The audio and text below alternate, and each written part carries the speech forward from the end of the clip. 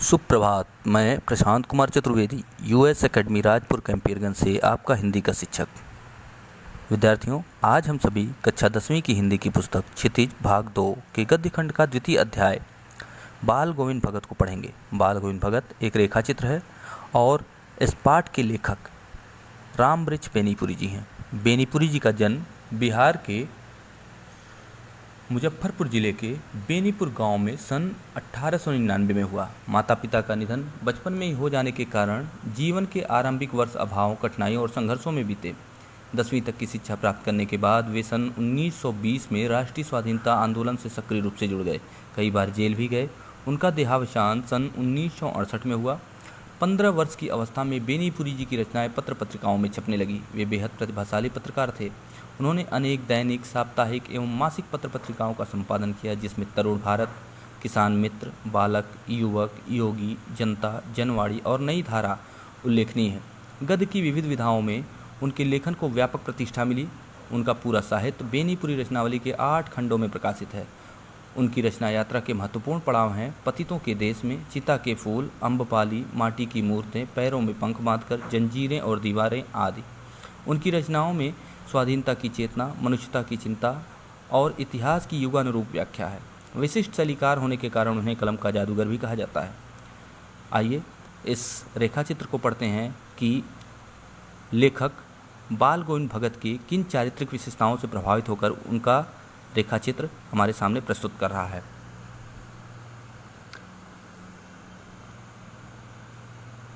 बाल गोविंद भगत रेखाचित्र के माध्यम से लेखक ने एक ऐसे विलक्षण चरित्र का उद्घाटन किया है जो मनुष्यता, लोक संस्कृति और सामूहिक चेतना का प्रतीक है। वेशभूषा और बाह्य अनुष्ठानों में से कोई सन्यासी नहीं होता। सन्यास का आधार जीवन के मानवीय सरोकार होते हैं। बाल गोविंद भगत इसी आधार पर लेखक को सन्यासी लगते हैं। यह पाठ सामाजिक रूढ़ियों पर भी प्रहार करता है। इस रेखाचित्र की एक विशेषता यह है कि बाल गोविंद भगत के माध्यम से लेखक ग्रामीण जीवन की सजीव झांकी प्रस्तुत कर रहा है। देखिए, लेखक ऐसे ही व्यक्तित्व को चुनते हैं जिससे समाज को प्रेरणा मिल सके, उनके चारित्रिक गुणों से समाज प्रभावित हो सके। तो बाल गोविंद भगत उसके अनुसार एक ऐसा ही व्यक्तित्व है जो समाज को प्रेरणा दे सकता है, सामूहिक चेतना का कारण भी बन सकता है। देखिए, यह बात भी पूरी तरह सत्य है कि बाह्य वेशभूषा के आधार पर हम किसी को साधु नहीं कह सकते। जब तक कि उसके व्यक्तित्व में साधुओं जैसी झलक न हो, उसका व्यक्तित्व साधुओं जैसा न हो, वह चरित्र से उत्तम न हो, उसका व्यक्तित्व समाज को प्रभावित करने वाला न हो। मनुष्य बाह्य रूप से सन्यासी नहीं होता। उस बाह्य पहनावे से हम किसी को सन्यासी नहीं कर सकते जब तक कि वह मन से सन्यासी न हो। यह पाठ सामाजिक रूढ़ियों पर भी प्रहार कर रहा है। हमारे देश में बहुत सी सामाजिक रूढ़ियाँ चली आ रही हैं। इस पाठ के माध्यम से, उस बाल गोविंद भगत के व्यक्तित्व के माध्यम से लेखक ने उन सामाजिक रूढ़ियों पर भी प्रहार करने का प्रयास किया है और सामाजिक रूढ़ियों और समाज से सामाजिक रूढ़ियों का खंडन करने की बात कही है। इस रेखाचित्र की विशेषता है कि बाल गोविंद भगत के माध्यम से पाठ में लेखक ने ग्रामीण जीवन, उन रहन सहन, तौर तरीके आदि को भी हमारे सामने, उसकी सुंदर झांकी को भी हमारे सामने प्रस्तुत करने का प्रयास किया है। तो पहले इस पाठ को पढ़ते हैं, उसके बाद इसमें इसके जो प्रश्न हैं उसको पढ़ेंगे और इसके वास्तविक भाव को समझने का प्रयास करेंगे। शुरू करते हैं। बाल गोविंद भगत। बाल गोविंद भगत मझोले कद के गोरे चिट्टे आदमी थे। 60 से ऊपर के ही होंगे। बाल पक गए थे। लंबी दाढ़ी, जटा जूट नहीं रखते थे, किंतु हमेशा उनका चेहरा सफ़ेद बालों से ही जगमग किए रहता था। कपड़े बिल्कुल कम पहनते थे। कमर में एक लंगोटी मात्र और सिर में कबीरपंथियों की सी कनफटी टोपी। जब जाड़ा आता एक काली कमली ऊपर से ओढ़े रहते। मस्तक पर हमेशा चमकता हुआ रामानंदी चंदन, जो नाक के एक छोर से ही औरतों के टीके की तरह शुरू होता। गले में तुलसी के जड़ों की बेडौल माला बांधे रहते। देखिए, इस पाठ में बाल गोविंद भगत के व्यक्तित्व के बारे में लेखक बता रहा है कि उनके स्वरूप के बारे में, उनके कद-काठी के बारे में, उनके व्यक्तित्व के बारे में, और वह क्या पहनते थे, किस तरह से। वह बताता है कि वह गोरे चिट्टे मझोले कद के आदमी थे। उनकी लंबाई बहुत अधिक नहीं थी, मध्यम लंबाई वाले वह व्यक्ति थे। उनके बाल पूरी तरह से पक गए थे, लंबी दाढ़ी या जटाजूट नहीं रखते थे, लंबे लंबे बाल नहीं रखते थे साधुओं की तरह। वह सिर पर ढेर बालों की चोटी या बालों का जटाजूट वह नहीं रखते थे। कपड़े भी बिल्कुल कम पहनते थे। कमर में एक लंगोटी मात्र, और सिर पर कबीर पंथी जैसी कनफटी टोपी, कनफटी मतलब कान को ढकने वाली टोपी थी। और जब जाड़ा आता था तो वो काली कमली शरीर पर ओढ़े रहते, और इसके अतिरिक्त उनके शरीर पर कुछ नहीं रहता था। उनके मस्तक पर हमेशा रामानंदी चंदन रहता था। रामानंदी चंदन एक, आपने देखा होगा, यू आकार का चंदन होता है, बीच में एक लकीर होती है। तो रामानंदी चंदन लगाए, और वह नाक की एक छोर से होता हुआ औरतों के टीके की भांति ऊपर तक चला जाता था, सिर तक, ठीक है। और गले में उनके तुलसी के जड़ों की बेडौल माला रहती थी। तुलसी के जड़ों की बेडौल माला हमेशा पहने रहते थे। ऊपर की तस्वीर से यह नहीं माना जाए कि बाल गोविंद भगत साधु थे। अगर देखा जाए, जिस तरह से उन्होंने वस्त्र धारण किए हैं, उनके रूप स्वरूप और उनके पहनावे को देख करके, उनके गले में धारण की हुई माला को देख करके, रामानंदी चंदन को देख करके कोई भी कह सकता है कि वो साधु थे, लेकिन ऐसा नहीं था। नहीं, बिल्कुल गृहस्थ थे। उनकी गृहिणी की तो मुझे याद नहीं, उनके बेटे और पतोहू को तो मैंने देखा था। लेखक कहता है उनकी गृहिणी, उनकी पत्नी के बारे में वह नहीं बता सकता, लेकिन उनके बेटे और उनके पतोहू को उसने देखा था। थोड़ी खेतीबाड़ी थी, एक छोटा सा साफ सुथरा अच्छा सा मकान भी था। उनका एक मकान भी था साफ सुथरा, और एक पतोहू और एक पुत्र भी थे। किंतु खेतीबाड़ी करते, परिवार रखते भी बाल गोविंद भगत साधु थे। साधु की सब परिभाषाओं पर खरे उतरने वाले। देखिए, वो साधुओं जैसा वेश नहीं धारण करते थे, ठीक है, साधुओं जैसा वेश नहीं धारण करते थे, वह जटाजूट नहीं रखते थे। हमारे अगर कोई हमसे साधु के बारे में पूछे तो हमारे सामने एक ऐसी छवि उभरती है कि एक गेरुआ वस्त्र, पूरी तरह से गेरुआ वस्त्र धारण किए हुए, हाथों को और बाहों को पर चंदन लपेटे हुए या लगाए हुए, रुद्राक्ष की माला पहने हुए, लंबी जटाजूट और दाढ़ी रखने वाले, और सिर पर भभूत या आदि लगाने वाले व्यक्ति को हम की एक छवि हमारे सामने प्रस्तुत हो जाती है। लेकिन बाल गोविंद भगत इस तरह का कोई भी वेश धारण नहीं करते थे। वह वस्त्र कम पहनते थे, हाँ, चंदन जरूर लगाते थे, लेकिन कबीरपंथी टोपी धारण करते थे, और लंबी जटाजूट तो वह बिल्कुल भी नहीं रखते थे, बाल पके हुए थे। तो हम बाल गोविंद भगत की जब बात आती है तो लेखक कहता है, किंतु खेती बाड़ी करते, परिवार भी रखते, बाल गोविंद भगत साधु थे। कि गृहस्थ होते हुए भी खेती बाड़ी करते थे, परिवार रखते थे, ठीक है, परिवार भी था उनका, फिर भी वो पूरी तरह से साधु थे।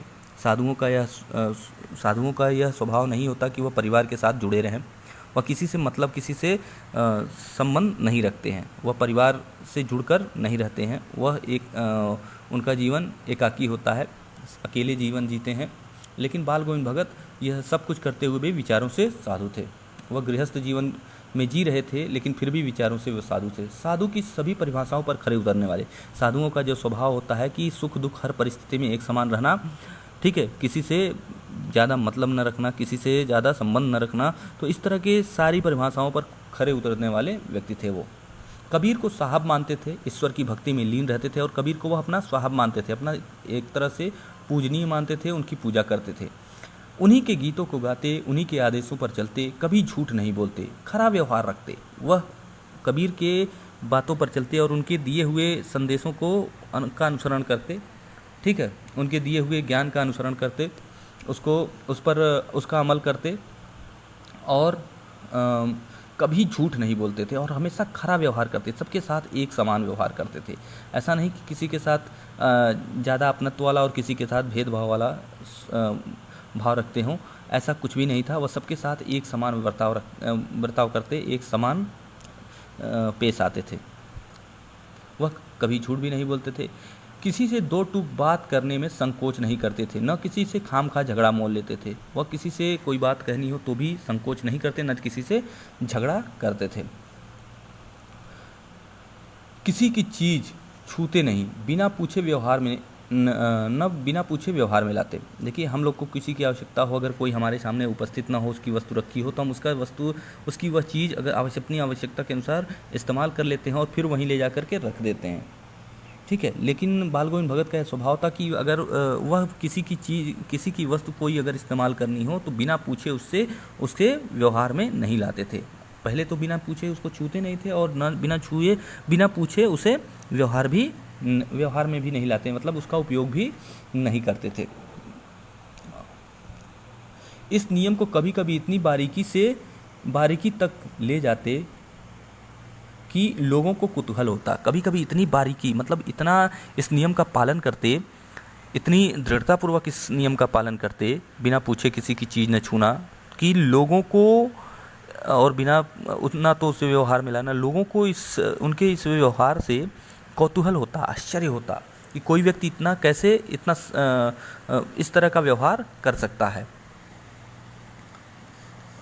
कभी वह दूसरे के खेत में शौच के लिए भी नहीं बैठते। देखिए, यहाँ तक कि वह दैनिक क्रिया करने के लिए भी किसी के खेत में नहीं जाते थे, शौच करने भी नहीं जाते थे दूसरों के खेतों में। वह गृहस्थ थे, लेकिन अब उनकी सब चीज़ साहब की थी। वह गृहस्थ तो थे, लेकिन उनकी सारी चीज़ें साहब की थी। साहब मतलब कबीर की। जो कुछ खेत में पैदा होता उसे सिर पर लाद कर उसे साहब के दरबार में ले जाते, जो उनके घर से 4 कोस दूर था। एक कबीरपंथी मठ से मतलब है।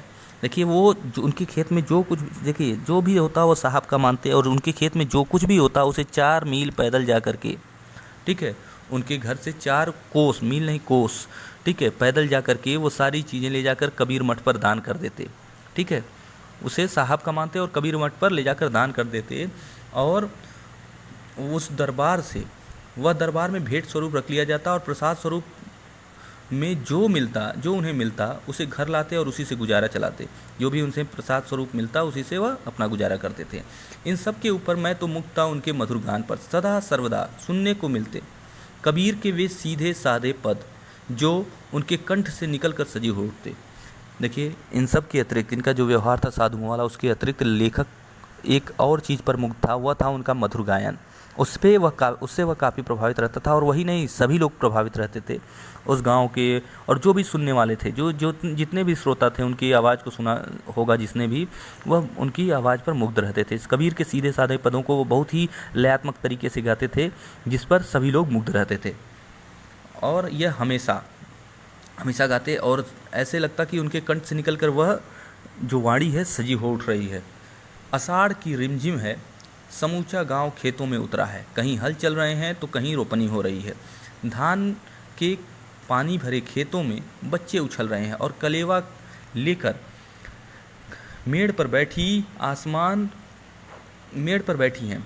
देखिए, औरतें जो हैं कलेवा लेकर मेड़ पर बैठी हुई हैं। खेतों में धान की रोपनी हो रही है। आप जानते हैं, जब बारिश का मौसम होता है तब जून जुलाई के महीने में इस तरह के क्रियाकलाप देखे जाते हैं। खेतों में रोपनी होती है, ठीक है, धान की रोपाई होती है, और बच्चे भी उस समय मग्न होकर के खेलते हैं। खैर, आजकल के बच्चों को इतना समय नहीं है, लेकिन फिर भी कहीं न कहीं ग्रामीण परिवेश में ये चीज़ें देखने को मिल जाती हैं। और आज भी महिलाएं अपने खेतों में काम करने वाले अपने घरेलू सदस्यों के लिए कलेवा लेकर वहाँ उपस्थित होती हैं। तो आसमान बादल से घिरा है, धूप का नाम नहीं है, ठंडी पुरवाई चल रही है। ऐसे समय आपके कानों में एक स्वर तरंग झनकार सी कर उठती है। यह क्या है, यह कौन है, यह पूछना न पड़ेगा, सभी लोग जानते हैं कि यह कौन है। यह बाल गोविंद भगत की आवाज़ है। बाल गोविंद भगत हैं जो इतने मधुर स्वर में गा रहे हैं, सबका ध्यान आकर्षित कर रहे हैं। बाल गोविंद भगत समूचा शरीर कीचड़ में लिथड़े अपने खेत में रोपनी कर रहे हैं। उनका पूरा शरीर कीचड़ में लिथड़ा हुआ है, मतलब लबड़ा हुआ है, और जो है कभी कीचड़ से सना हुआ है, और वह धान के खेत में रोपनी कर रहे हैं। एक एक उनकी उंगली एक एक धान के पौधे को पंक्तिबद्ध खेत में बिठा रही है। उनका कंठ एक एक शब्द को संगीत के जीने पर चढ़ाकर कुछ को ऊपर स्वर्ग की ओर भेज रहा है और कुछ को इस पृथ्वी की मिट्टी पर खड़े लोगों के कानों की ओर। उनका स्वर इतना तरंगित इस तरह तरंगित होकर के चारों तरफ फैल रहा है कि ऐसा लगता है कि वह स्वर सीधे ईश्वर के पास पहुंच रहा हो और ईश्वर उनकी बातों को सुन रहे हों। और यहाँ उपस्थित जितने वहाँ खेतों में उपस्थित जितने भी लोग थे वहाँ सबके कानों में जा रहा था और सबको मंत्रमुग्ध कर दे रहा था। बच्चे खेलते खेलते झूम उठते हैं, बच्चे भी उनकी संगीत को सुन करके झूम उठते हैं, खेलते हुए बच्चे भी उनके संगीत को सुनते हैं और झूम उठते हैं। मेड़ पर खड़ी औरतों के होठ काँप उठते हैं, वे गुनगुनाने लगती हैं। उनकी आवाज़ सुन करके, उनके मधुर गीत सुन करके महिलाएं भी उनकी मेड़ों पर बैठी महिलाएं भी उनके गीत को गुनगुनाने लगती हैं। हलवाहों के पैर कदम ताल से उठने लगते हैं, रोपनी करने वालों की उंगलियां एक अजीब क्रम में चलने लगती हैं। बाल गोविंद भगत का यह संगीत है या जादू। देखिए, हम लोग भी जब कोई संगीत सुनते हैं तो हमारी उंगलियां, हमारे शरीर में थिरकन होने लगती है, हाथ पांव हिलने लगते हैं, हम भी थोड़ा थोड़ा झूमने लगते हैं। तो वैसे ही बाल गोविंद भगत जब गाते थे तो वहाँ उपस्थित हलवाहों के पांव कदम ताल से चलने लगते थे। जो रोपनी करने वाले अन्य लोग थे, अन्य कृषक थे, उनकी उंगलियां बड़े ही क्रम से चलने लगती थी और सभी का मन झनकृत हो उठता था। यह कुछ और नहीं था, संगीत का जादू था जो सभी लोगों को अपनी तरफ आकर्षित करता था और सभी को मंत्रमुग्ध कर देता था। भादों की वह अंधेरी अधरतिया, अभी थोड़ी देर पहले मूसलाधार वर्षा खत्म हुई है। बादलों की गरज, बिजली की तड़प में आपने कुछ नहीं सुना हो, किंतु अब झिल्ली की झनकार या दादुरों की टर टर बाल गोविंद भगत के संगीत को अपने कोलाहल में डुबो नहीं सकती। उनकी खजड़ी डिमक डिमक बज रही है और वे गा रहे हैं।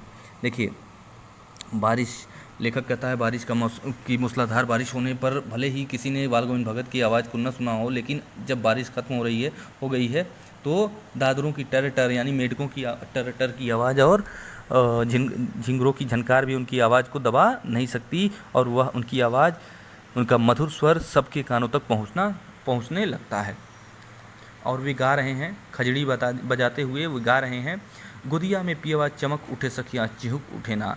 हाँ, पिया तो गोद में ही है, किंतु वह समझती है कि वह अकेली है। चमक उठती है, चिहुक उठती है। उसी भरे बादल वाले भादों की आधी रात में उनका यह गाना अंधेरे में अकस्मात कौंध उठने वाली बिजली की तरह किसी ने चौंका देता।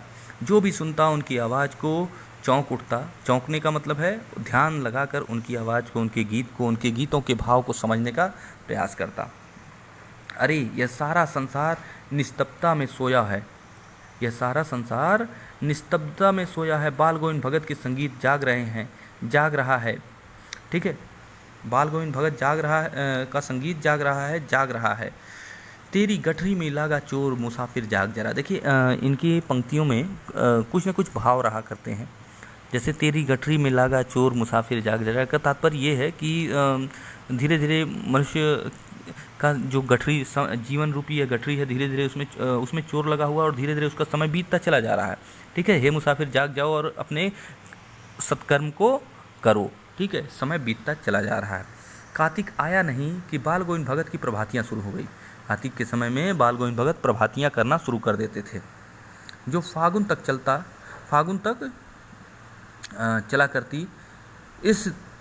इन दिनों वह बड़े सवेरे ही उठते, न जाने किस वक्त जाकर नदी स्नान को जाते, गांव से 2 मील दूर वहां से नहा धोकर लौटते और गांव के बाहर ही पोखरे के ऊंचे भिंडे पर अपनी खजड़ी लेकर जा बैठते और अपने गाने टेरने लगते।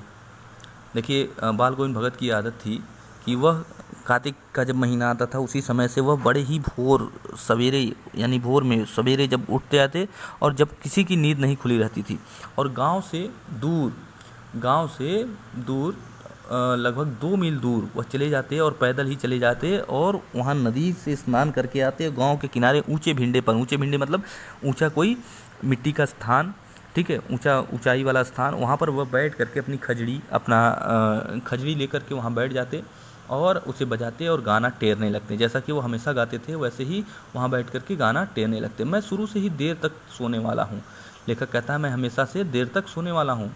काफ़ी देर तक लेखक सोया करता था, किंतु एक दिन माघ की उस दांत किटकिटा देने वाली भोर में भी उनका संगीत मुझे पोखरे तक ले गया।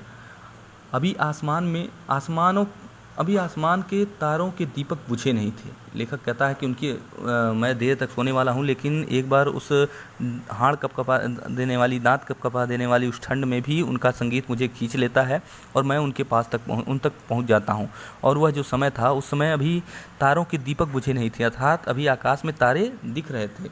ठीक है, अभी आकाश में तारे दिख रहे थे। हाँ, पूरब में लोही लग गई थी, मतलब धीरे धीरे लालिमा छा रही थी। सूरज के धीरे धीरे निकलने का आभास हो रहा था, जिसकी लालिमा को शुक्र तारा और बढ़ा रहा था। खेत बागीचा सब घर सब पर कुहासा छा रहा था।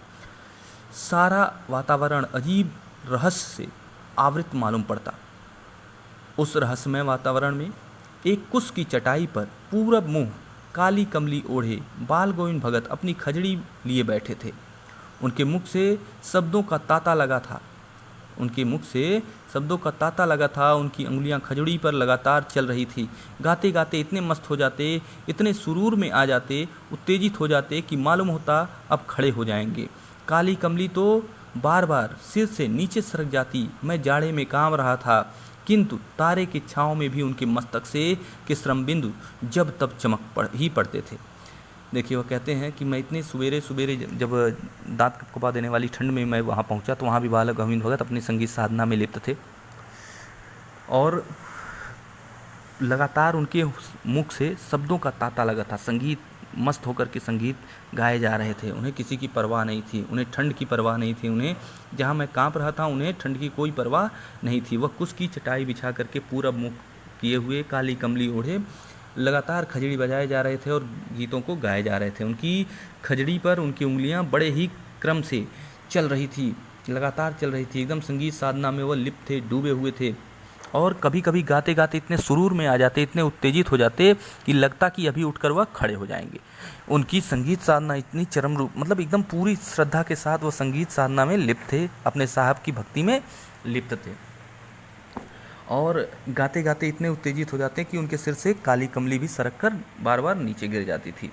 इस जाड़े में लेखक कांप रहा था, कपकपा रहा था, लेकिन बाल गोविंद भगत के इस ठंड वाले मौसम में भी उनके तारों की रोशनी में उनके श्रम बिंदु यानी कि पसीने, उनके सिर पर पसीने की बूंदें दिखाई, उनके माथे पर पसीने की बूंदें दिखाई दे रही थी। अर्थात इतनी उत्तेजना और इतने मन से वह संगीत साधना में लिप्त थे कि उनके सिर पर पसीना आ जाता था और पसीने की बूंदें भी दिखाई दे रही थी। आगे देखते हैं। गर्मियों की उनकी संझा कितनी उमस भरी शाम को शीतल न करती। अपने घर के आंगन में आसन जमा बैठते। गांव के उनके कुछ प्रेमी भी जुट जाते। खजड़ियाँ और करतालों की भरमार हो जाती। एक पद बाल गोविंद भगत गाते, उनकी प्रेमी मंडली उसे तिहराती। धीरे धीरे स्वर ऊंचा होने लगता। एक निश्चित ताल, एक निश्चित गति से उस ताल स्वर के चढ़ाव के साथ श्रोताओं के मन के ऊपर भी उठने लगते। उनके मन भी ऊपर उठने लगते। धीरे धीरे मन तन पर हावी हो जाता। होते होते एक क्षण ऐसा आता कि बीच में खजड़ी लिए बाल गोविंद भगत नाच रहे हैं और उनके साथ ही सबके तन और मन नृत्यशील हो उठे हैं। सारा आंगन नृत्य और संगीत से ओतप्रोत है। देखिए, गर्मियों की संझा में बाल गोविंद भगत अपने संगीत प्रेमी उस मंडली के साथ पहले तो संगीत वह खुद गाया करते थे, फिर जब वह गाते थे तो उनके प्रेमी मतलब उनको मानने वाले, उनसे प्रभावित होने वाले लोग, गांव के लोग उनके साथ आकर बैठ जाते और उनके घर के आंगन में वह बैठ जाते और चारों तरफ से उन्हें घेर करके संगीत साधना फिर से शुरू हो जाती। खजड़ियों और करतालों की भरमार हो जाती। ढोलक, खजड़ी, करताल सभी लोग बजाते, जो वाद्य यंत्र थे ठीक है। और बाल गोविंद भगत एक निश्चित सुर लय ताल के साथ अपने गीत को गाते। उतार चढ़ाव उनके संगीत में देखने को मिलते, कभी कभी उत्तेजित होते होते काफ़ी अपने उस स्वर को काफ़ी ऊंचा करते। और एक समय ऐसा आता कि बाल गोविंद भगत के तन पर मन हावी हो जाता, उन्हें तन की सुध न रहती और वह उठकर खड़े हो जाते।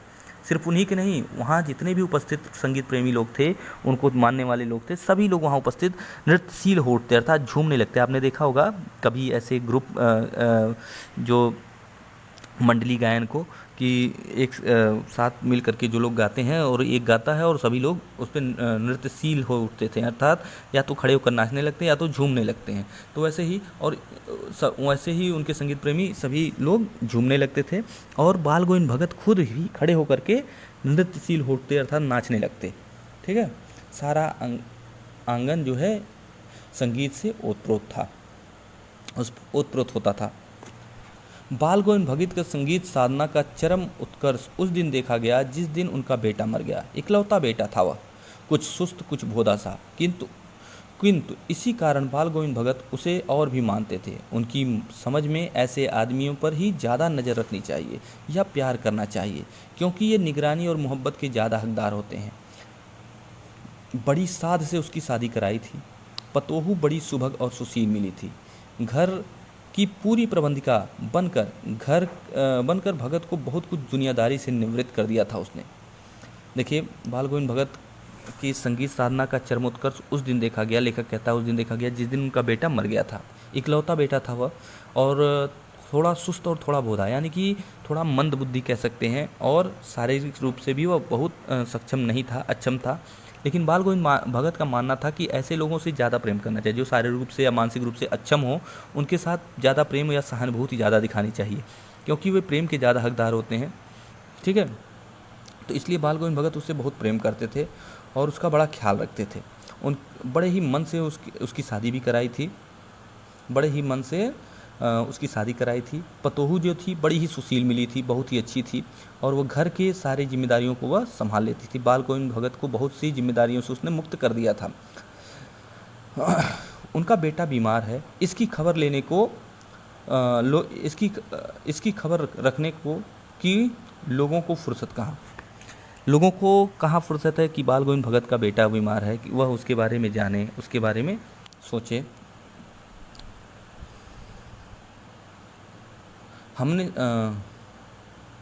किंतु मौत तो अपनी ओर सबका ध्यान खींच कर ही रहती है। हमने सुना बाल गोविंद भगत का बेटा मर गया। कुतूहलवश उसके घर गया, देखकर दंग रह गया।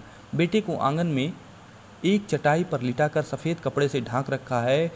वह कुछ फूल तो हमेशा ही रोपते रहते, उन फूलों में से कुछ तोड़कर उस पर बिखरा दिए हैं। फूल और तुलसी दल भी। सिरहाने एक चिराग जला रखा है और उसके सामने जमीन पर ही आसन जमाए गीत गाए चले जा रहे हैं। वही पुराना स्वर, वही पुरानी तल्लीनता। घर में पतोहू रो रही है। देखिए, उनका बेटा मरा, किसी को बीमार था तो किसी ने उसकी सुध नहीं ली, और एक दिन ऐसा आया कि उसकी मृत्यु हो गई। लेकिन मृत्यु तो वही सबका ध्यान खींच ही लेती है। जब भी किसी की मृत्यु होती है तो गांव के सभी लोग वहाँ उपस्थित होते हैं।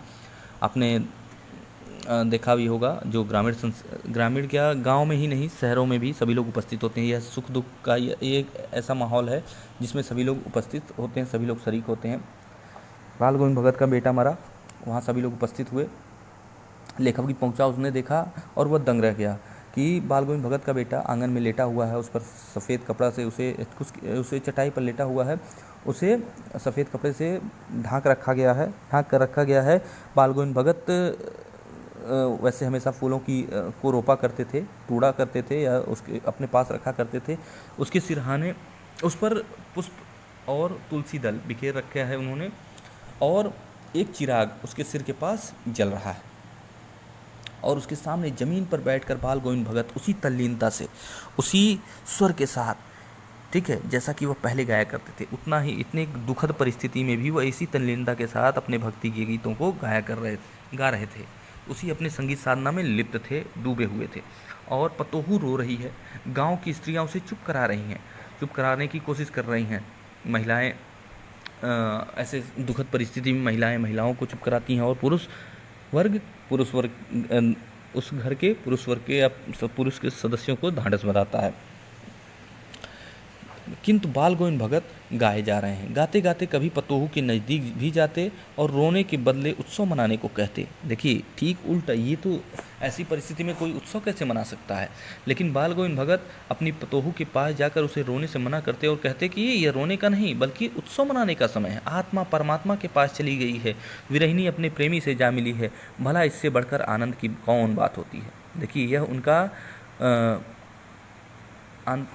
परम सत्य, ये देखिए वह परम सत्य को जानते थे कि हर आत्मा परमात्मा का ही अंश है और आत्मा परमात्मा से जाकर ही मिलती है। इसलिए वह रोने की बजाय उत्सव मनाने को कह रहे थे। वह कह रहे थे कि आत्मा का परमात्मा से मेल हो गया है, विरहिणी प्रेमी से जा मिली है, इसलिए रोने का नहीं बल्कि उत्सव मनाने का समय है। वह अपने यही कहकर अपने पुत्रवधू को चुप कराते थे कि अभी हम यह रोने का समय नहीं बल्कि उत्सव मनाने का समय है। इससे बड़ी आनंद की बात और क्या हो सकती है। कभी कभी सोचता यह पागल तो नहीं हो गए हैं, किंतु नहीं, वह जो कुछ कह रहे थे उसमें उनका विश्वास बोल रहा था, वह चरम विश्वास जो हमेशा मृत्यु पर विजयी होता आया है। देखिए लेखक सोचने लगा कि भाई कहीं ऐसा तो नहीं कि यह मानसिक रूप से इन पर कुछ जो है मानसिक रूप से यह इनकी जैसे मानसिक संतुलन बिगड़ गया है। कहीं ऐसा तो नहीं कि इकलौते बेटे की मृत्यु के दुख ने इन्हें विक्षिप्त कर दिया है। लेकिन वास्तव में जब लेखक ने ध्यान दिया तो यह उनका लेखक को यह लगा कि यह बाल गोविंद भगत का चरम विश्वास है, जो परम सत्य को वह जानते हैं और यह उनका चरम विश्वास ही बोल रहा है। ठीक है कि हर भाई जीवन के बाद मृत्यु तो सत्य है, अटल सत्य है, इसे कोई टाल नहीं सकता। तो यह उनका चरम विश्वास ही था जो मृत्यु पर विजयी हो रहा था।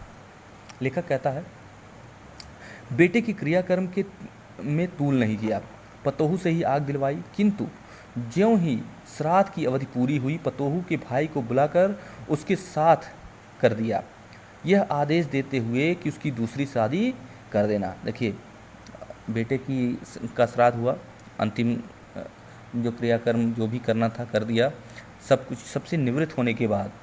और देखिए एक चीज़ और, उन्होंने सामाजिक मान्यता जो है हमारे समाज में कि पतोहू से घर कोई महिला सदस्य किसी चिता को आग नहीं लगाती, लेकिन उन्होंने अपने पतोहू से अपने पुत्र के चिता को मुखाग्नि दिला करके इस सामाजिक रूढ़ी का खंडन करने का प्रयास किया, इस सामाजिक रूढ़िवादी विचारधारा का खंडन करने का प्रयास किया। और इसके साथ ही ज्यों ही श्राद्ध की अवधि पूरी हुई उसके भाइयों को बुलाया और उसकी तुरंत उसे ले जाने के लिए उसे उनके साथ कर दिया और यह आदेश दिया कि उसकी दूसरी शादी करा दी जाए। हमारे समाज में एक रूढ़िवादी प्रथा यह भी चल रही थी, तत्कालीन समय में यह भी चल रही थी कि स्त्रियों का विवाह हमारे समाज में नहीं माना जाता था, लेकिन उन्होंने उनकी पुत्रवधू अपनी ही पुत्रवधू की दोबारा शादी करने की बात कही, अर्थात बेटे की मृत्यु के बाद उसे फिर से वैवाहिक जीवन में बंधने का आदेश दिया, वैवाहिक जीवन से जुड़ने का आदेश दिया। यह भी एक प्रकार का रूढ़िवादी विचारधारा का खंडन करने, यह भी एक सामाजिक जो रूढ़िवादी विचारधारा हमारे समाज में चल रही है विधवा विवाह न करने की, इसका भी खंडन करने का उन्होंने प्रयास किया। इधर पतोहू रो रो कर कहती, मैं चली जाऊंगी तो बुढ़ापे में कौन आपके लिए भोजन पकाएगा, बीमार पड़े तो कौन एक चुल्लू पानी देगा, मैं पैर पड़ती हूँ, मुझे अपने चरणों से अलग नहीं कीजिए। लेकिन भगत का निर्णय अटल था, तू जा, नहीं तो मैं ही घर छोड़कर चला जाऊंगा। यह थी उनकी आखिरी दलील, और इस दलील के आगे बेचारी क्या करती, उसकी क्या चलती। देखिए लेखक बता रहा है कि पतोहू उन्हें छोड़कर जाने को तैयार नहीं थी, पर रो रो कर कहती कि अगर मैं चली जाऊंगी तो आपकी देखभाल कौन करेगा, इस बुढ़ापे में आपको एक चुल्लू पानी कौन देगा, आप बीमार पड़ेंगे तो आपकी सेवा कौन करेगा, लेकिन मैं यहीं रहूंगी और आपकी सेवा करूंगी। ठीक है, देखिए उनकी पुत्रवधू बहुत ही सुशील थी, वह अपने ससुर को पिता के तुल्य मानती थी, और ससुर वैसे भी पिता तुल्य ही होते हैं, तो उनकी सेवा करना चाहती थी। वह बुढ़ापे में उन्हें अकेला छोड़कर जाना नहीं चाहती, वह जानती थी कि इस अवस्था में उन्हें छोड़कर जाना यानी छोड़कर जाने पर वह और अकेले हो जाएंगे और भी टूट जाएंगे। ठीक है, तो ऐसे दुखद परिस्थिति में उन्हें छोड़कर जाना उचित नहीं है, इसलिए वह बार बार उनके पास रहने की जिद कर रही थी। लेकिन बाल गोविंद भगत ने एक आखिरी दलील दी कि अगर तुम नहीं गई तो मैं घर छोड़कर चला जाऊंगा, और इस दलील के आगे उसकी एक न चली। ठीक है, उसे छोड़कर उसे अपना घर छोड़कर जाना पड़ा और बाल गोविंद भगत की बात माननी पड़ी। ठीक है, तो इस प्रकार से उन्होंने इस पार्ट में दो चीज़ें तो हमें एकदम स्पष्ट रूप से दिखाई दे रही हैं कि बाल गोविंद भगत ने अपनी पुत्रवधू से ही अपने बेटे की मुखाग्नि दिला करके एक सामाजिक रूढ़ी को तोड़ने का प्रयास किया, साथ ही साथ उस विधवा विवाह जैसे सामाजिक रूढ़ी का भी खंडन करने का प्रयास किया है। बाल गोविंद भगत की मौत उन्हीं के अनुरूप हुई। वह हर वर्ष गंगा स्नान करने जाते। स्नान पर उतनी आस्था नहीं रखते जितना संत समागम और लोक दर्शन पर। पैदल ही जाते। करीब 30 कोस पर गंगा थी। साधु को संबल लेने की क्या हक, और गृहस्थ किसी से भिक्षा क्यों मांगे। देखिए, बाल गोविंद भगत की मौत भी उन्हीं के अनुरूप हुई, उनकी मृत्यु भी उन्हीं की तरह हुई। ठीक है, अब किस तरह हुई देखिए, वो हर वर्ष गंगा स्नान को जाते थे। हर वर्ष गंगा स्नान करने के लिए वह जाते थे। गंगा स्नान पर उतनी आस्था नहीं थी उनकी, उतनी श्रद्धा नहीं थी जितना वह संत समागम और लोक दर्शन पर जितना महत्व देते थे, उतना वह वहाँ पर मुख्य विषय क्या था। गंगा स्नान में उनकी आस्था नहीं थी, बल्कि वह संतों के समागम और लोक दर्शन पर ज़्यादा महत्व देते थे। वहाँ जाना, संतों के साथ बैठना, लोक कल्याण की बातें करना, तो इन सब चीज़ों पर वह ज़्यादा जोर दिया करते थे। वह पैदल ही जाते थे। करीब 30 कोस पर गंगा थी। उनके घर से करीब 30 कोस पर गंगा थी। 30 कोस यानी कि लगभग की 90 किलोमीटर। साधु को संबल लेने का क्या हक। वो देखिए, वो विचारों से साधु थे, और उन विचारों से साधु थे तो उनका यह विचार था कि मैं अगर साधु हूँ, सन्यासी विचारधारा का हूँ, तो मुझे संबल मतलब रास्ते का भोजन।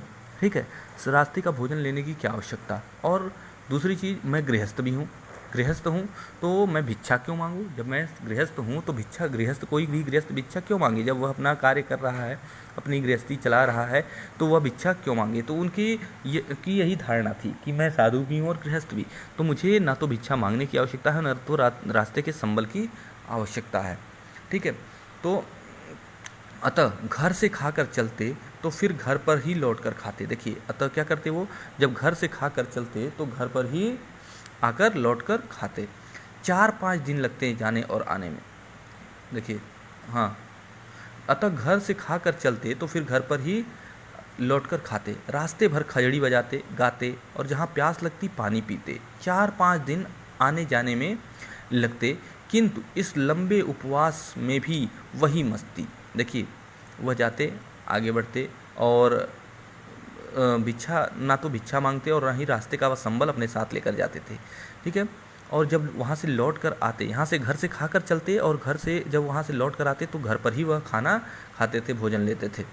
और रास्ते भर खजड़ी बजाते, भजन गाते, ईश्वर आराधना में लिप्त। ठीक है, वह आगे बढ़ते रहते, और उन्हें प्यास लगती तो पानी पी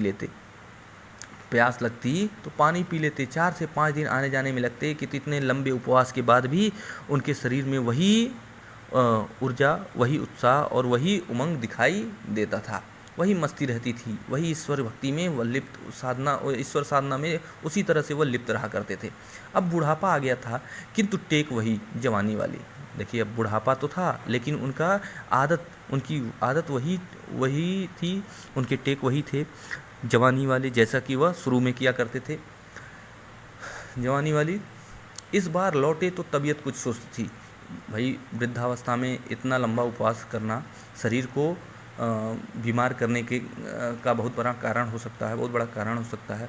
तो जब वो वहाँ से लौट कर आए तो उनकी तबीयत सुस्त थी। खाने पीने के बाद भी तबीयत सही नहीं सुधरी, थोड़ा बुखार आने लगा, किंतु नेम व्रत को छोड़ने वाले नहीं थे। देखिए, उनको धीरे धीरे उनकी तबीयत खराब होने लगी, बुखार भी आने लगा।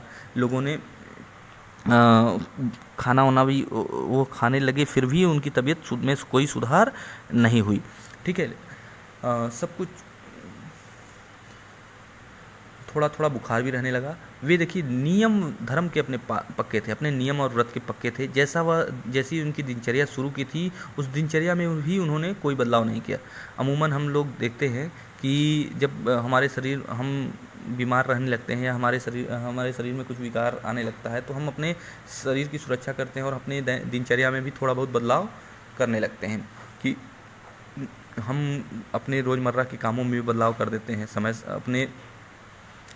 अपने चीज़ों अपने परिस्थितियों के अनुसार अपने स्वभाव में परिवर्तन लाते हैं। लेकिन बाल गोविंद भगत अपने नियम व्रत को छोड़ने वाले नहीं थे। वहीं दोनों जून का गीत, स्नान ध्यान, खेती बाड़ी देखना दिन दिन छिजने लगे। दिन दिन वह कमज़ोर होने लगे और उनकी तबीयत बिगड़ने लगी। लोगों ने नहाने धोने से मना किया, आराम करने को कहा, किंतु हंसकर टाल देते थे। लोग उन्हें समझाते रहे कि कृपया अपने दिनचर्या में परिवर्तन लाइए, सुबह सुबह उठना, गाना, ये इस तरह के क्रियाकलाप आप मत करिए, अपने अपने कार्यों को में थोड़ा अपने आप को, अपने शरीर को थोड़ा आराम दीजिए। लेकिन वह हंसकर टाल देते थे, लोगों की बातों पर उतना ध्यान नहीं देते थे। उस दिन जिस दिन उनका आखिरी दिन था, उस दिन संध्या में गीत गाए, किंतु मालूम होता जैसे तागा टूट गया हो, माला का एक एक दाना बिखरा हुआ। उनकी आवाज़ में वह तल्लीनता, वह ऊर्जा, वह उत्साह, उमंग सुनाई नहीं दे रहा था। गाना तो उन्होंने गाया, गीत तो उन्होंने गाया, भजन तो उन्होंने गाया, लेकिन उनकी आवाज़ में वह तल्लीनता, वह उत्साह, वह उमंग सुनाई नहीं दे रहा था। ऐसा लग रहा था जैसे जैसे तागा टूट गया हो और स्वर माला की एक एक मोती, एक एक दाना बिखर गया हो। भोर में लोगों ने गीत नहीं सुना, जहाँ वह सुबह और शाम दोनों समय गीत गाया करते थे। भोर के समय उनके गीत को किसी ने नहीं सुना। जाकर देखा तो बाल गोविंद भगत नहीं रहे। जाकर लोगों ने देखा तो बाल गोविंद भगत नहीं रहे, सिर्फ उनका पंजर पड़ा है, पंजर मतलब मृत शरीर। बाल गोविंद भगत नहीं रहे और वह अपने शरीर को छोड़कर जा चुके थे, परम धाम को प्राप्त हो गए थे। तो इस प्रकार बाल गोविंद भगत के जीवन लीला का अंत हुआ। उनका व्यक्तित्व वाकई साधुओं जैसा उनका स्वभाव था और उनका व्यक्तित्व एक प्रेरणादायी व्यक्तित्व था। उससे समाज को, लोगों को प्रेरणा मिल सकती है। सामाजिक रूढ़ियों का खंडन करने वाले थे वह। तो ठीक है, आइए इस पाठ के प्रश्नों को देखते हैं, इसको हल करने का प्रयास करते हैं।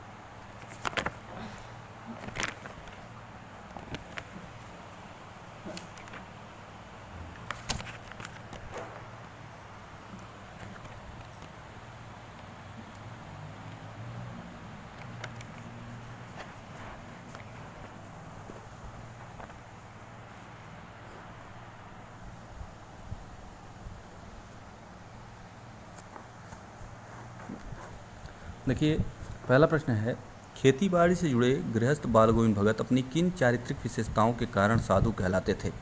तो इसका आंसर आपको, जैसे पाठ में आपने पढ़ा कि वो गृहस्थ तो थे, खेती बाड़ी से जुड़े हुए थे, फिर भी वो खेती बाड़ी से और बाल गोविंद भगत खेती बाड़ी करने वाले गृहस्थ व्यक्ति थे, लेकिन फिर भी अपने विचारों से और अपने स्वभाव से, वह आचरण से साधुओं जो कहलाते थे। उनके आचरण, उनका विचार साधुओं जैसा था और कबीर को वह साहब मानते थे और उनको सब कुछ, अपने जीवन का सब कुछ उन्हें समर्पित किए हुए थे। उन्होंने सब कुछ अपने जीवन का सब कुछ उन्हें समर्पित किया हुआ था और अपने आप को उनका परम भक्त भी मानते थे। ठीक है, वे अपने जीवन के पर सबसे पहला अधिकार किसका मानते थे? कबीर का ही मानते थे, अपने साहब का ही मानते थे। इसलिए खेती बाड़ी में जो कुछ भी होता ले जाकर उनके दरबार में, यानी कबीर पथी मठ में ले जाकर दान भी कराते थे और वहाँ से प्रसाद स्वरूप जो भी मिलता उसी से अपना गुजारा करते। ठीक ना। वे जो भी उनके जीवन में जो कुछ भी उन्हें प्राप्त था उसे वह ईश्वर की देन मानते।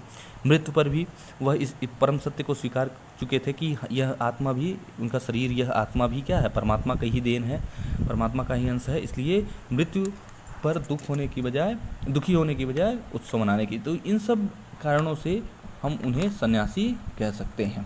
बाल गोविंद भगत की पुत्रवधू या साधु कह सकते हैं। बाल गोविंद भगत की पुत्रवधू उन्हें अकेला क्यों नहीं छोड़ना चाहती थी? देखिए इस पाठ में बताया गया है कि बाल गोविंद भगत की पुत्रवधू उन्हें अकेला क्यों नहीं छोड़ना चाहती, क्योंकि वह जानती थी कि बेटे की मृत्यु के बाद वह जानती थी कि इस संसार में वो क्या है, अकेले हैं, और अब तो अगर मैं उन्हें छोड़कर चली गई तो उनका ध्यान देने वाला कोई नहीं होगा। वह बूढ़े हो चुके हैं, उनका शरीर अब शरीर में उतनी शक्ति, उतनी ऊर्जा नहीं बची हुई है, ठीक ना। और इस प्रकार से अगर मैं छोड़कर चली गई और उन्होंने खाने पीने पर ध्यान नहीं दिया तो स्वास्थ्य भी उनका खराब हो जाएगा, तबीयत खराब हो जाएगी, और वह उनके साथ कोई दुर्घटना भी या उनकी मृत्यु भी हो सकती है, या वह अकेले पड़ सकते हैं, ठीक है। मृत्यु को ना कहें हम यहाँ, ठीक है। तो वह उनकी सेवा करना चाहती थी, बहुत ही सुशील थी, जैसा कि पाठ में बताया गया। वह उनकी तो बेटे की मृत्यु के बाद वह अकेले हो गए थे, और इस परिस्थिति में वह उन्हें छोड़कर जाना नहीं चाहती थी। वह चाहती थी उनके साथ रहना, उनकी सेवा करना, उन्हें पिता की तरह वह पूछती थी, और वह उनके पिता भी थे, ससुर पिता ही होता है, जैसा कि मैंने आपको बताया। तो वह उनके साथ रहकर उनकी सेवा करना चाहती थी, इसलिए वह उनके वृद्धावस्था में उन्हें छोड़कर जाना नहीं चाहती थी। भगत के ने अपने बेटे की मृत्यु पर अपनी भावनाओं को किस तरह व्यक्त किया? देखिए जैसा कि इस पाठ में बताया कि भगत ने अपने बेटे की मृत्यु को क्या किया, ईश्वर की इच्छा मानकर उसे स्वीकार किया, सम्मान किया, और कहा कि ये ईश्वर की ही इच्छा थी, शायद इसी वजह से मेरे बेटे की मृत्यु हुई। इस समय रोने का नहीं, शोक मनाने का नहीं, बल्कि उत्सव मनाने का समय है, ठीक है। यह तो आत्मा और परमात्मा के मिलन का समय है, इसलिए हमें रोने की आवश्यकता नहीं है, बल्कि उत्सव मनाने की आवश्यकता है। उस समय, मृत्यु के समय, उन्होंने क्या किया, उसके शव को सफ़ेद कपड़े से ढक दिया, तुलसी दल और फूल से उसे सजा दिया, सिरहाने दीपक रख दिया, और प्रभु की भक्ति में लीन हो गए।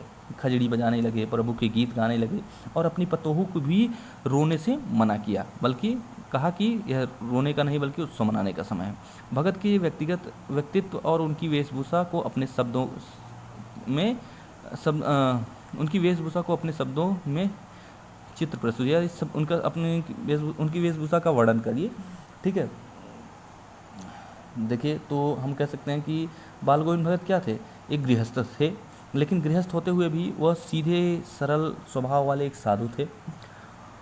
उनकी आयु लगभग 60 वर्ष से ऊपर थी, मझोले कद के, गोरे चिट्टे आदमी थे, सफ़ेद बाल, जटा जूट नहीं रखते थे, ठीक है। उनका चेहरा सफ़ेद बालों से हमेशा जगमगाता रहता था, और कपड़े भी बिल्कुल कम पहनते थे, ठीक है, बिल्कुल नहीं मतलब बहुत कम पहनते थे, ठीक है। प्रायः कमर में एक लंगोटी पहनते थे, कबीरपंथियों जैसी कनपटी टोपी पहनते थे, सर्दियों में एक काले रंग की कमली ओढ़ते थे। उनके माथे पर हमेशा रामानंदी चंदन सुशोभित होता रहता था, और गले में तुलसी के जड़ों की बेडौल माला पहनते थे, ठीक है। भगत का व्यक्तित्व काफ़ी प्रभावित करने वाला था।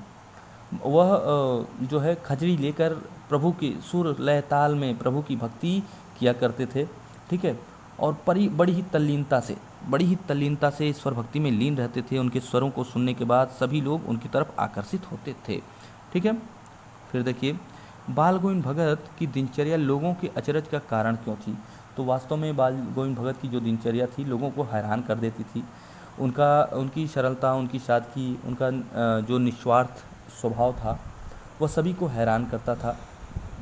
वह किसी की चीज़ बिना पूछे नहीं लेते, बिना पूछे नहीं छूते, यहाँ तक कि शौच करने के लिए किसी के खेत में भी नहीं जाते थे। वह खेत में भी वह नहीं जाया करते थे, और सबके साथ वह सदा सच बोलते थे और सबके साथ खरा व्यवहार करते थे। इसी व्यवहार पर सभी लोग मुग्ध रहा करते थे, उनसे जो है प्रभावित रहा करते थे।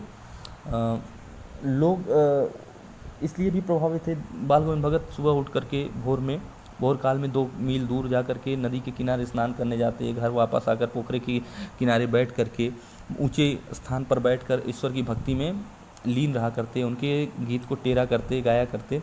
तो इन सब चीज़ों को हर अपने नियमित उनकी इन दिनचर्या को, इनकी उनके इस नेम धर्म को देख करके सभी लोग आश्चर्यचकित होते हैं। उनका यह व्यवहार, उनकी यह दिनचर्या सबके लिए अचरज का कारण थी। पाठ के आधार पर बताइए कि बाल गोविंद भगत के मधुर गायन की विशेषता क्या थी, या मधुर गायन की विशेषता लिखिए। तो बाल गोविंद भगत प्रभु की भक्ति में मस्ती भरे गीत गाया करते थे। उनके गानों में सच्ची श्रद्धा थी। उनका स्वर इतना मनमोहक और इतना ऊंचा होता था कि वह किसी को भी आकर्षित कर लेता था। सभी लोग मंत्रमुग्ध हो जाते थे। औरतें, बच्चे, हलवाहे, किसान सभी उनके गीतों पर मुग्ध होकर के झूम उठते थे, उनके गीत को गाने लगते थे। हलवाहों के पैर कदम साल से चलने लगते थे। खेतों में रोपनी करने वाले लोगों की उंगलियां बड़े ही क्रम से चलने लगती थी। बच्चे मस्ती से झूम उठते थे। तो ये एक मनमोहक वातावरण छा जाता था। ठीक है, चाहे वह कोई भी मौसम हो, सर्दी का हो या गर्मी का। ठीक है, सर्दियों की दांत कपकपा देने वाली सर्दी हो या उमस भरी गर्मी, कोई भी उनके इस व्यवहार को परिवर्तित नहीं कर पाता था, उन्हें इस क्रिया से डिगा नहीं पाता था। ठीक है, आगे देखिए। कुछ मार्मिक प्रसंगों के आधार पर दिखाई देता है कि बाल गोविंद भगत प्रचलित सामाजिक मान्यताओं को नहीं मानते थे। पाठ के आधार पर उन प्रसंगों का उल्लेख कीजिए। तो देखिए, इसमें मैंने आपको बताया कि बहुत सी चीज़ें थी, जैसे कि जो हमें प्रभावित करती हैं बाल गोविंद भगत की। जैसे बाल गोविंद भगत सामाजिक मान्यताओं को नहीं मानते थे, और इसका पहला प्रमाण यह है कि उन्होंने अपने जो है पत्नी की, जैसे हमारे समाज में क्या है, हमारे समाज में यह नियम है कि पत्नी जो है पति के चिता को मुखाग्नि नहीं दे सकती, लेकिन अपनी पुत्रवधू से उन्होंने अपने पुत्रवधू से अपने बेटे की चिता को मुखाग्नि दिला करके उन्होंने इस सामाजिक रूढ़ी को या सामाजिक मान्यता का विरोध किया, उसका खंडन करने का प्रयास किया।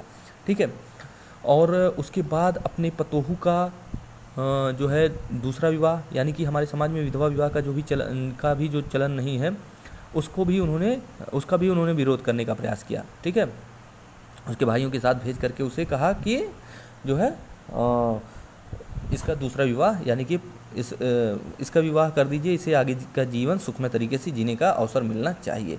तो ये दोनों जो हमारे समाज में सामाजिक रूढ़ियाँ हैं, उसका खंडन करने का प्रयास किया। तीसरी चीज़ एक और हो सकती है कि जब उनके बेटे की मृत्यु हुई, तो जैसे मृत्यु पर शोक मनाने का हमारे यहाँ चलन है। चलन क्या है कि सभी लोग शोक की अवस्था में हो जाते हैं, शोकाकुल होते हैं। तो ऐसी परिस्थिति में बाल गोविंद भगत ने अपनी पुत्रवधू से शोक मनाने की जगह उत्सव मनाने को कहा। ठीक है, प्रभु की भक्ति में, प्रभु के गीतों में तल्लीन होकर के वह झूम रहे थे और अपनी पुत्रवधू से शोक न मनाने की बजाय उत्सव मनाने को कह रहे थे। तो यह उनके ईश्वर के प्रति उनकी परम आस्था बोल रही थी। तो ये इन सब चीज़ों से यह पता चलता है कि यह सामाजिक मान्यताओं को नहीं मानते थे। धान की रोपाई के समय समूचे माहौल को भगत की स्वर लहरियाँ किस तरह से चमत्कृत कर देती थी, उस माहौल का शब्द चित्र प्रस्तुत कीजिए।